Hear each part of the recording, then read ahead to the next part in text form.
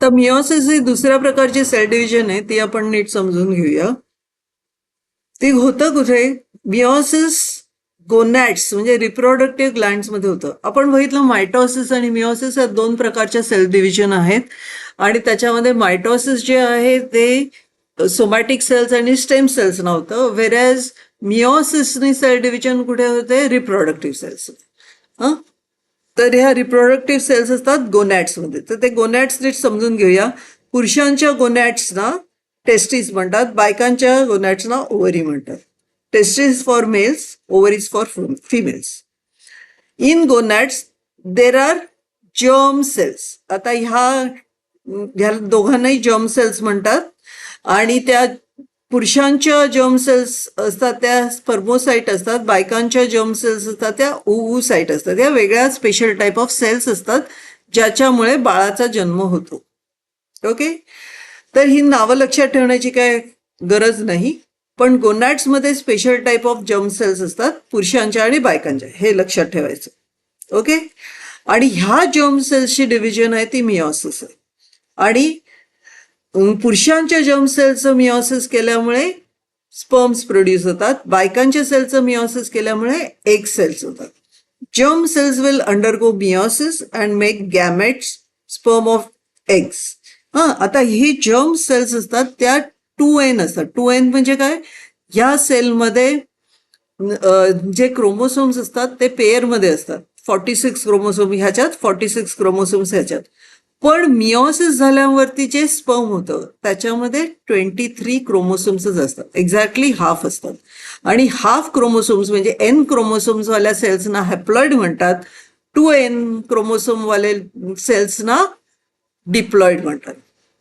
Okay, haploid cells have one set of chromosomes N, while diploid cells have two sets, that is 2N. Most plants and animals are diploid, with haploid cells typically found in gamete, sperm or egg cells. तर आपल्या सगळ्या जर शरीराच्या cells वगैरे बघितल्या तर त्या diploid आहेत, त्याच्यामध्ये 46 क्रोमोसोम्स आहेत. पण आपले ज्या गॅमेट्स होतील त्याच्यामध्ये हॅप्लॉइड सेल असतात. आणि ह्या हॅप्लॉइड सेल्स कशा होतात मिओसिसने ते आपण पाहणार आहोत. आता हे मायटोसिस बघितलं. मायटोसिसमध्ये काय होतं की 2N हे क्रोमोसोम्स असतात 46 आणि मग त्याची डिव्हिजन होते मायटोसिसनी आणि मग हे पुन्हा 46 क्रोमोसोम्स होतात. म्हणजे हे दोन सुट्टे होतात, हे दोन सुट्टे होतात. आणखीन म्हणजे डिप्लॉइड असतं ते डिप्लॉइडच राहतं. ओके, व्हेअरएज मायटोसिसमध्ये काय होतं, सुरुवात सेम होते डिप्लॉइडनी, पण ह्या इकडे मिओसिसच्या दोन स्टेजेस आहेत, मिओसिस 1 आणि मिओसिस 2. तर मिओसिस 1 मध्ये काय होतं का ह्या जे दोन डिप्लॉइड सेल्स मधले हे जे दोन क्रोमोसोम आहेत ना ते क्रॉस ओव्हर होतात आणि ते सुट्टे होतात. म्हणजे ते N आणि N होतात, 46चे 23 आणि 23 होतात. नंतर मायोसिस 2 जेव्हा स्पर्म किंवा एक फॉर्म होतं तेव्हा हे फर्दर स्प्लिट होतात. म्हणजे हे दोन मोजे आहेत ना, मोज्यांची जोड आहे ती पुन्हा सेपरेट होते आणि ही N आणि N होतात. म्हणजे हे 23 आणि 23 होतात. ओके, हे पण सेपरेट होऊन 23 आणि 23 होतात. तर मिओसिसच्या दोन पार्ट्स आहेत, मिओसिस 1 आणि मिओसिस 2. तर मिओसिस 1 मध्ये पहिलं कॅरिओकायनेसिस होतं. कॅरिओकायनेसिस म्हणजे काय, न्यूक्लियस स्प्लिट होतं. आणि सायटोकायनेसिस 1 होतं, म्हणजे सायटोप्लाझम स्प्लिट होतं. आता ते कसं होतं आणि मग मिओसिस 2ला कसं जातं ते आपण बघणार आहोत. तर सुरुवात आहे ना त्याची टेट्राडनीच होते. म्हणजे नॉर्मल हे दोन क्रोमोसोम्स आहेत त्यांनी सुरुवात होते. टेट्राड का म्हणतात त्याला, कारण त्याला बघा 4 अशा 2 सिस्टर क्रोमॅटिड इकडे, इकडे 2 सिस्टर क्रोमॅटिड. आता कॅरिओकायनेसिसच्या प्रोफेसमध्ये 5 फेजेस असतात. सोपे आहेत अगदी, बघून घेऊया काय होतं. मायोसिस 1 प्रोफेज 1, प्रोफेज 1 ची फेज 1. फेज 1ला तसंच होतं. इकडे बघा हे जे सगळे क्रोमोसोम्स आहेत हे सगळे डुप्लिकेट झालेले आहेत आणि ते डुप्लिकेट झाल्यानंतर कंडेन्स व्हायला लागतात, म्हणजे काय त्यांची रिळं व्हायला लागतात आणि हे असे ते क्रोमोसोम्स असे बनायला लागतात, म्हणजे असे जाड रिळं बनायला लागतात. तर प्रोफेज वनच्या फेज वन मध्ये काय झालं, DNA is replicated, chromosome condensation starts getting converted to chromosomes, म्हणजे या डीएनए असतात त्यांचं क्रोमोसोम बनणं, रिळं बनणं सुरू होतं, क्रोमोसोम बनणं सुरू होतं. फेज टू मध्ये काय होतं की हे होमोलॉगस क्रोमोसोम्स आहेत ते जवळ येतात, आणखीन ते एकमेकांना अशी सँडविच सारखे चिकटतात बघा. हा क्रोमोसोम आणि हा क्रोमोसोम चिकटला एकमेकांना, आणि दिस पेअरिंग इज कॉल्ड एज सिनॅप्सिस. तर आता हे हा एक क्रोमोसोम, हा एक क्रोमोसोम, आणि त्यांच्यामध्ये म्हणजे वरची स्लाइस खालची स्लाइस मध्ये जर जॅम असेल तर ते एक प्रोटीनचं एक स्ट्रक्चर असतं, हां, आणि ते अशा रीतीने चिकटून राहतात. त्यानंतर काय होतं, प्रोफेसच्या थर्ड फेजमध्ये sister chromatids are visible at the stage and crossing over happens over non sister chromatids. आता हे काय, ही लाल आणि लाल आहे ना ती सिस्टर क्रोमॅटिड आहे, आणि हा निळा आणि ही लाल म्हणजे नॉन सिस्टर क्रोमॅटिड आहेत. तर इकडे काय होतं, ह्याचा तुकडा जाऊन ह्याच्यात जातो, त्याचा तुकडा इकडे होतो, त्याला क्रॉसिंग ओव्हर म्हणतात. म्हणजे हे दोन क्रोमोसोम्स आहेत ना ते एकमेकाचे तुकडे असे एक्सचेंज करतात. ही गोष्ट फार वेगळी आहे, मायटोसिसमध्ये असं काहीही होत नाही प्रोफेजमध्ये.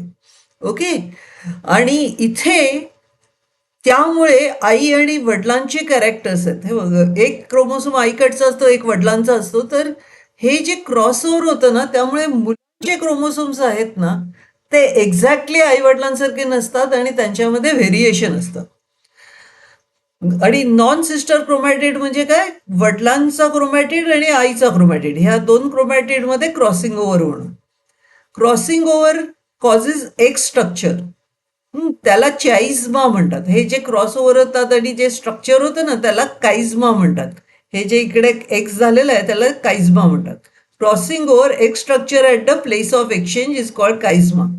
At this point, there is an exchange of DNA. This causes genetic recombination leading to variation. जे आई बाबांच्या ह्याच्यामध्ये जेनेटिक रिकॉम्बिनेशन होतं. त्याच्यानंतर 4 आणि 5 अगदी सोपे आहेत.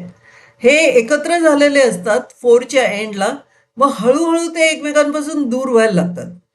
In this stage, recombined sister chromatids start repelling and nuclear membrane and nucleus start disappearing. आणि ह्या वेळेला काय होतं, जे न्यूक्लिअर मेम्ब्रेन आहे त्यांच्या बाजूचं आणखीन हे न्यूक्लिओस आहे ते हळूहळू डिसअपिअर व्हायला लागतं. आणि 5व्या स्टेजला काय होतं, हे चांगलेच दूर जातात, सेंट्रिओल्स व्हायला लागतात, आणखीन ह्या ज्या स्पिंडल फायबर्स आहेत हे पण अपिअर व्हायला लागतात. In this stage chromosomes are fully condensed and get ready for next stage. Next स्टेजला जायला तयार होतं. Nuclear membrane and nucleolus disappear. Nuclear membrane गेलाय निघून आणि अदृश्य झालं, न्यूक्लिओस पण अदृश्य झालेला आहे. आता मिओसिस वनच्या कार्योकेनेसिसच्या पुढच्या फेसेस आपण बघूया. ओके, तर प्रोफेज वन ला काय झालं, हे जे दोन क्रोमोसोमचा पेअर होता त्यांच्यामध्ये क्रॉसओव्हर झालंय आणि शेवटी इकडे त्यांचं न्यूक्लियसचं जे मेम्ब्रेन होतं ते गायब झालंय. न्यूक्लिओलस तो जो गोळा होता तो गायब झालाय. इकडे 2 सेंट्रॉइड्स आलेले आहेत आणि ते असे स्पिंडल फायबर्स तयार करायला सुरुवात केली आहे. मेटाफेजमध्ये काय होतं, हे स्पिंडल फायबर्स तयार होतात आणि हे जे क्रोमोसोम वेगवेगळे झालेले असतात तसे इक्वेटोरियल प्लेनला असे हे बरेचसे असे सगळे गॅदर होतात.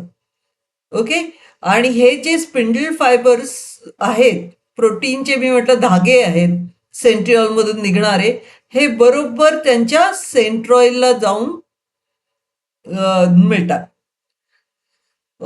Metaphase 1, homologous chromosomes are get arranged on the equatorial plane, म्हणजे असं मध्यावरती ते सगळे असे अरेंज होतात.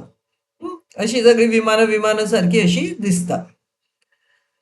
सेंट्रॉल्स स्टार्ट थ्रोईंग स्पिंडल फायबर्स. हे सेंट्रॉल्स काय, स्पिंडल फायबर्स टाकायला सुरू करतात, असं ते दोरे टाकायला सुरू करतात.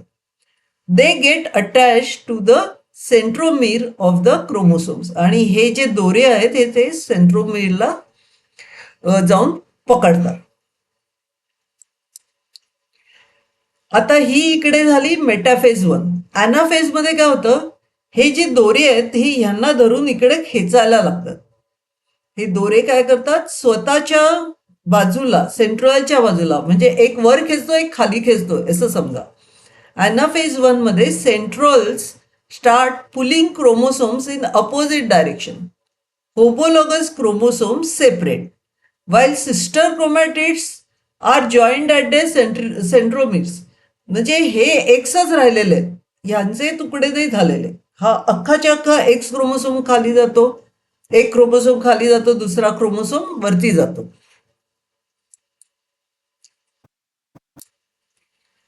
नंतर टेलोफेज होते. टेलोफेजला काय होतं, टेलोफेजला हळूहळू हळूहळू हे मेम्ब्रेन रिअपिअर व्हायला लागतं, हा न्यूक्लियस रिअपिअर व्हायला लागतो आणि त्यांच्या भोवती न्यूक्लिअर मेम्ब्रेन येतं. टेलोफेज स्पिंडल फायबर्स गेल्यात निघून, nuclear membrane reappears and nucleolus reappears and 2 daughter nuclei are formed. आणि 2 डॉटर न्यूक्लियाय फॉर्म होतात.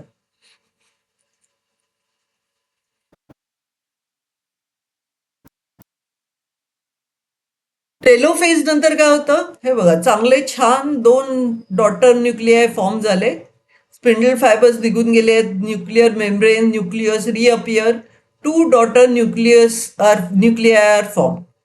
तर मग सायटोकायनेसिस होतं. मग त्यांचं सायटोप्लाझम आहे हे डिवाइड व्हायला लागतं आणि मध्ये असा नॉच येतो, खड्डा येतो ना, असा खोलगटपणा येतो आणि ते 2 असे सेपरेट आउट होतात. सायटोकायनेसिस 1 मध्ये हे 2 अशा सेल्स सेपरेट आउट होतात. The cytoplasm divides cytokinesis and 2 new cells are formed which are called as daughter cells. तर ह्या ज्या 2 सेल्स फॉर्म झाल्या त्यांना आपण म्हणतो daughter cells. In this process a notch is formed at the equatorial plane of the cell which deepens gradually and thereby 2 new daughter cells are formed. Meiosis 2 अगदी सोपं आहे, अगदी मायटोसिस सारखं आहे. त्याच्यामध्ये पण 2 फेजेस आहेत, कॅरिओकायनेसिस 2 आणि सायटोकायनेसिस 2. आता त्याच्यामध्ये काय होतं, हे ही जी सेल फॉर्म झालेली असते ही मिओसिस 2ला येते आणि प्रोफेज 2 मध्ये काय होतं की ते मेम्ब्रेन आहे ते हळूहळू डिसअपिअर होतं, न्यूक्लिओलस डिसअपिअर होतं, nucleus membrane and nucleolus start to disappear. Metaphase 2 मध्ये काय होतं, हे मेम्ब्रेन तर पूर्ण डिसअपिअर होतं, इकडे सेंट्रिओल येतं, 2 टोकाला 2 सेंट्रिओल्स येतात, आणखीन मग इक्वेटोरियल प्लेनला हे सगळे क्रोमोसोम्स असे अटॅच केले जातात नाही, क्रोमोसोम्स असे सगळे फॉर्म होतात, लाईनीने रांगेने असे फॉर्म होतात आणि सेंट्रिओल पासून स्पिंडल फायबर्स म्हणजे हे जे प्रोटीनचे दोरे आहेत ते येतात आणि सेंट्रोमेरला अटॅच होतात. Metaphase 2, nuclear membrane and nucleus disappear. Chromosomes are arrange, रांगेने उभे राहतात, are arrange parallel to equatorial plane, that is the central plane of the cell. Special type of flexible protein fibers, spindle fibers, are formed between centromeres of each chromosome and both centrioles. त्याच्यानंतर काय होतं, अॅनाफेज येते. अॅनाफेजच्या वेळी खेचाखेची सुरू होते आणि ते chromosomes आहेत ते मधल्यावर खेचले जातात आणि अर्धे क्रोमोसोम्सचा अर्धा भाग वर जातो, अर्धा भाग खाली येतो. Sister chromatids are pulled apart in opposite direction with the help of spindle fibers. हे सिस्टर क्रोमॅटिड्स आहेत, त्याचा अर्धा भाग खाली येतो, अर्धा भाग वरती जातो. नंतर मग टेलोफेज मध्ये काय होतं, nuclear membrane is formed around each set of chromosome reached at the poles. आता न्यूक्लिअर मेम्ब्रेन फॉर्म व्हायला सुरू होतं, न्यूक्लियस पण येतो आणि 2 डॉटर सेल्स फॉर्म होतात. Thus 2 daughter nuclei are formed in the cell. Nucleus also appears in each nucleus. Spindle fibres आहेत, दोरे आहेत खेचणारे, ते पूर्णपणे डिसअपियर होतात. आणि ते झाल्यावरती इकडे हा नॉच तयार होतो, सायटोप्लाझम पण इन्क्रीज होतं आणि मग सायटोकायनेसिस 2 होतं आणि ह्या 2 वेगळ्या सेल्स तयार होतात. आणि ह्या इकडे ही बघा, ही एक सेल मधला हा भाग आहे आणि ही दुसरी सेल आहे. अशा रीतीने मिओसिस 2 कम्प्लीट होतं.